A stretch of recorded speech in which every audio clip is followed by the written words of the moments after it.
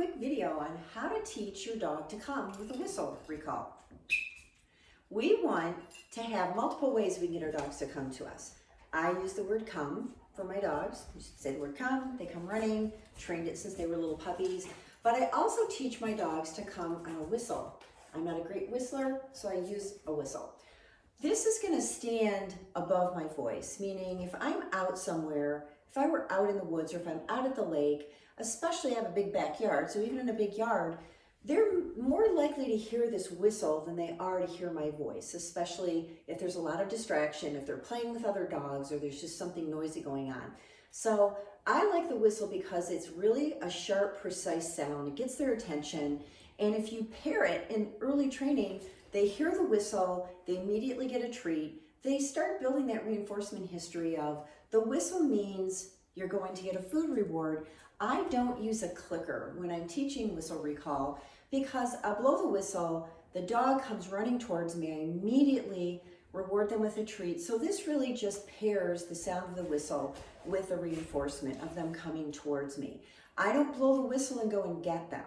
I blow the whistle and I might initially in the beginning move back and prompt them to come running towards me. And as soon as they do and show up somewhere in front of me, they're immediately rewarded with a food treat. I just don't use a clicker because it's just one more thing that I have in my hand when I'm doing this, and I feel it's just as effective to blow the whistle and reinforce with a treat right away. So if you want to do this, you can start simply by getting yourself a whistle, some treats, and we just pair this with a food reward within a couple of seconds. And I just play a game with them, blow the whistle, offer a treat, do it a couple times. Once he's immediately turning and looking towards me when he hears this whistle, then I start to play a little bit different game. So I'm going to toss him a treat to get him to move away from me, and then as he's running back towards me, I'm going to be blowing the whistle. He's going to show up in front of me. He's going to get a reward.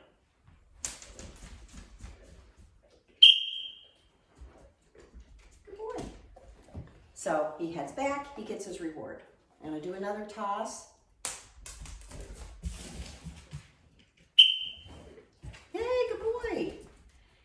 The sound of the whistle says to him, come running towards the noise. Toss another one.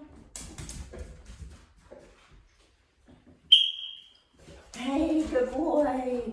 And it is perfectly fine to use your voice. Good boy. You can mark it with a verbal yes if you want to. Get excited when they're running towards you, hands up in the air. Good job. You want to really get them excited about wanting to come back to you. But this whistle is just the noise that says to them, hey, stop whatever you're doing and run back towards the person that you hear the whistle from. So again, you start by introducing the sound of the whistle, then, hey, good boy. Reward him for responding by running towards that sound and coming back towards you. You can still use your voice, lots of prompting, yay, good job, let's go, woo, woo, woo, woo, whatever you have to do to get them excited and wanting to come back to you.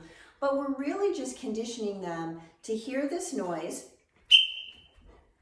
and stop what they're doing and turn and look towards you. So in the beginning, you're pairing one whistle blow with a food reward. As soon as they're consistently looking towards you, as soon as they hear the whistle, then I like to start by throwing a treat off in the distance. They go to get it, and as soon as they turn and start coming back, I blow the whistle. So I'm catching them running towards me as I'm blowing the whistle, so they pair the two things together. Once you've got that going consistently, then you can take it outside and have fun with it. Now again, don't do this in an unsecured area with an untrained dog. Even a really well-trained dog can startle or get distracted and get away from you. So if you're going to do this, either have them in a safe, confined area or have a really long drag line on them as a safety line. But this can be a lifesaver. If your dog is getting away from you, instead of screaming your guts out, trying to get their attention, blow a whistle. I keep a whistle in my treat bag. I keep one on my keychain. I have one by my back door. And at some point, it's fun to have my dogs all trained at the same level. I'll blow the whistle, we'll play in the yard, they'll come running. We'll have two people with whistles, they're running back and forth.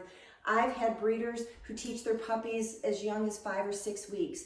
to come to the sound of a whistle, to come back to their puppy box, to come to eat a meal. So if you have multiple dogs in your home, it's a great way to get them all on the same page. It's just a fun way to engage with your dogs, and it's a great safety measure. So if you don't have a whistle, get yourself one and introduce it to your pup and have some fun.